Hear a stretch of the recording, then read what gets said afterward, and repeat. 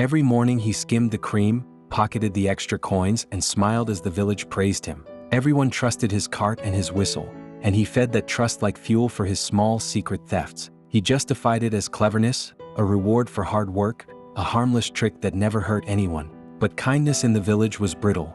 Most people lived by careful budgets and quiet sacrifices. A child noticed the milk was thinner than last week and asked his mother a question that would not be answered lightly. That single question set a chain in motion, and it started with one overlooked morning on his route. The milkman grew bolder, skimming more, swapping jars, and laughing quietly at how easy everyone made it for him.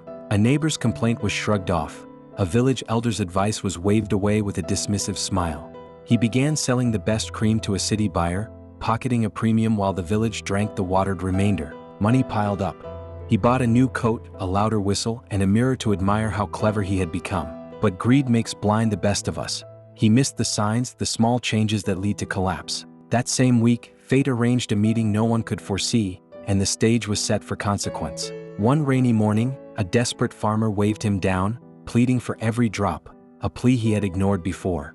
He hesitated, then chose the city buyer's promise over a man's urgent need, and bitterness hardened his choice. As he turned away, a cartwheel hit a hidden stone and tipped, spilling the precious cream into the mud in a slow, cruel arc. Time stretched. Every coin he had counted seemed to fall with the milk as if cash and kindness shared the same fate. He watched in horror as the buyer's messenger arrived too late, a reminder that greed's timing is fickle and often cruel. In that ruin he heard the quiet truth. What you take from others returns with equal force. Word traveled faster than he could collect his thoughts. Neighbors murmured, and doors that once opened stayed shut. He knocked at a house that had always welcomed him, but the woman only glanced and turned the key in the lock away from him. With pockets empty and pride bruised, he wandered the fields and saw the consequences of each small theft reflected in hungry faces. A child who once trusted him refused to take a cup. The boy's silence cut deeper than any scolding could. In the quiet that followed, he admitted what he had been avoiding, the truth of his greed and its harm. It was not a sermon that changed him, but a small, human moment, and a choice to act differently from that day forward. He started by returning what he could, carrying water, mending fences, and offering honest milk without a hidden hand. The village watched, skeptical at first, then slowly reopened their doors as trust began to rebuild with steady acts. He learned a simple, heavier truth.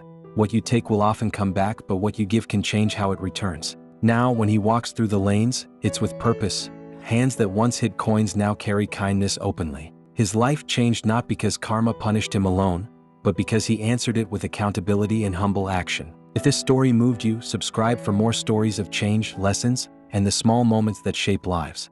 Subscribe for more.